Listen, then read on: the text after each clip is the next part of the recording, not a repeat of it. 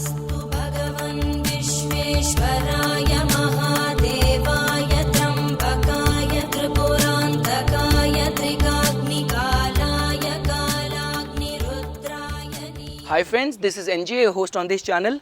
So we are going to discuss few more wealth signs in this video. These signs, these three concepts which we are going to discuss in this video are not very detailed, they are not much layers to them. So we are just going to cover them in this standalone video only. So the first sign which we are going to start with our discussion is the Lucky M. You know, this sign, how I got the idea to make a video on this sign is that yesterday, not day before yesterday, I was just scrolling down my Facebook page. So I just saw this post from a portal where it was written in a very big headlines, you know, in a very big letters, that do you have this sign of wealth in your palm? So for a moment I got curious. I thought they're talking about the fish sign, they're talking about the star sign, or some rare combination including the sun line. So when I opened the post, I came across this Lucky M sign. So when it comes to this Lucky M sign, you will not find it's mentioned much in the Hindu books of palmistry, but somehow people follow it, so I just thought of, you know, making aware about this sign. So this Lucky M sign gets formed by 4 lines. The eligibility of this sign is that 4 lines should be well formed in the palm in a pattern which we are going to discuss. The first is the heart line, which tells about your innermost feelings. Then comes your headline, which tells about your intellectual capabilities. Then comes the lifeline, which tells about your health, vitality, stamina, and the major events of the life. And any point of time you'll find this kind of, you know, this kind of line, the fate line, coming and going towards the middle finger on its prescribed path and culminating on the heart line. So this is the combination which is being seen and considered as the Lucky M. So this kind of blur kind of image of M which is getting formed over here, if as you can see on the board, this is known as the Lucky M. And even in its formation there remains to be a little bit of confusion. Majority of the times people take this pattern as Lucky M, even if regardless whether this line is culminating on the heart line or whether it is cutting through and, you know, passing through on its path even after intersecting the heart line. So people even consider this as the Lucky M, and some people just take and assume that only the eligibility for the Lucky M sign is that it should be culminating on the heart line. So this is a Lucky M sign. What it tells about is 2 important things. It tells about that if this combination is getting formed, person would remain to be lucky in marriage and the matters of the finances or money. So M stands for money, M stands for marriage, good marriage as well as good prospects to make wealth. And with that said, like the way you people know, palmistry is a science of comprehensive analysis. So if you want to check this sign from the prospect of marriage, you just can't undermine the condition of the union line, condition of the mount of the Venus, condition of the heart line in itself, as well as the mount of the Jupiter. And when it comes to the finances, the fate line in itself holds a lot of significance. So this is how the Lucky M sign can be seen as. Majority of the times people have seen in their research is that people with this kind of formation remains to have good intuition. Specifically in the case of women, they remain to have good intuition, they are able to see through the lie, deceits. These people do good in all those occupations which involves good ambition, good drive, good motivation, good leadership qualities, and it has been generally seen people with this formation do good in journalism, career involving too much of the writing, and even in some kind of legal related occupation people tend to do good. So this is with the Lucky M sign.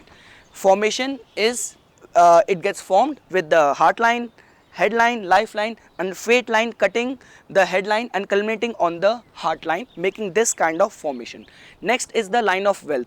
You know, this is the combination which you will not find it's mentioned in much of the books. This sign is being considered and acknowledged by the Hindu palmistry. You'll find line of wealth in this kind of formation. So this is the line of wealth which I am talking about. You know, you need to remain very careful. You should not get confused with the Ring of Solomon. Now this is the Ring of Solomon which tells about heightened interest in spirituality and the psychology. We have discussed all aspects of Ring of Solomon in detail in an exclusive video, and this is the, you know, this was the Ring of Solomon, and this is the Ring of Saturn, which is not considered as a good sign. This just indicate about melancholiness and all the negative aspect of the Saturnian qualities get manifested with this Ring of Saturn kind of combination. What we are talking about is the line of wealth which gets formed something like this.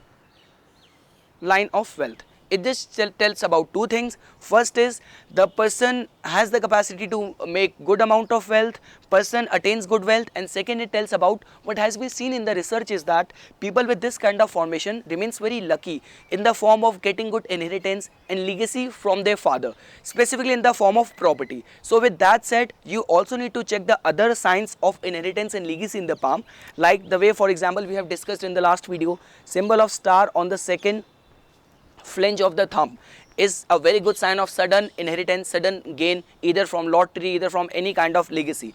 Symbol of star over here or some kind of angle on the first bracelet is also considered as very good from the wealth prospect. So you need to give significance to all those signs as well. Apart from that, stand alone, this sign, this line is known as the line of wealth, which tells about good capacity to make good wealth as well as some kind of assets gained through father.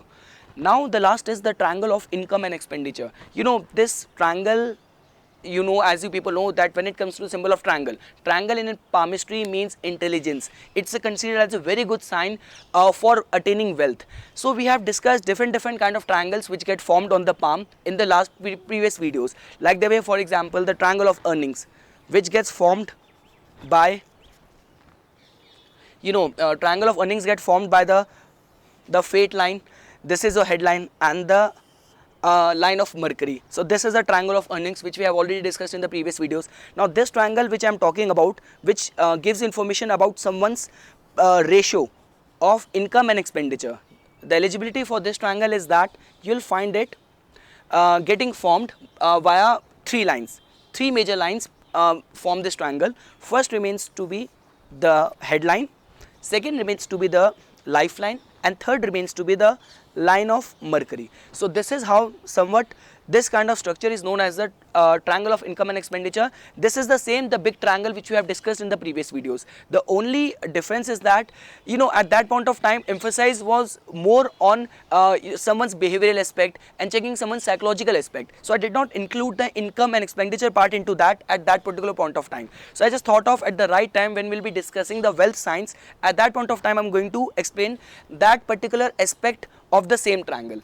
So the eligibility is that what you need to do is that you have found this kind of formation on someone's palm, including the lifeline, the headline, and the line of Mercury. What you need to do is that you need to intersect it, divide it in equal two parts, something like, let's say this. So you have divided it in two equal parts. Now what you need to do is that this aspect, you know, the side of the triangle which is on towards the percussion side is going to tell about someone's saving aspect, and the side which is close towards the thumb side is going to tell about someone's expenditures. So any point of time you will find this kind of triangle getting formed. This portion is going to tell about saving and this portion is going to tell about expenditure. What you need to do is that you need to age the portion of the palm, the age which the person is running through. And let's say, for example, you have reached this particular point of time. So this portion is going to tell about the ratio between person's saving and expenditure at that particular point of time. And let's say, for example, if you have found this space to be open from over here, like the way, for example, majority of the times you will even find a gap between the origin of the headline and the lifeline, making a small kind of gap over here. But right now into the consideration is into the gap between the line of Mercury and the line of life. So let's say, for example, if you have found the line of Mercury to be originating from little bit of the space, so this gap is open. So this would just tell about that no matter how much effort the person is putting, he is not able to put a hold on his expenditures.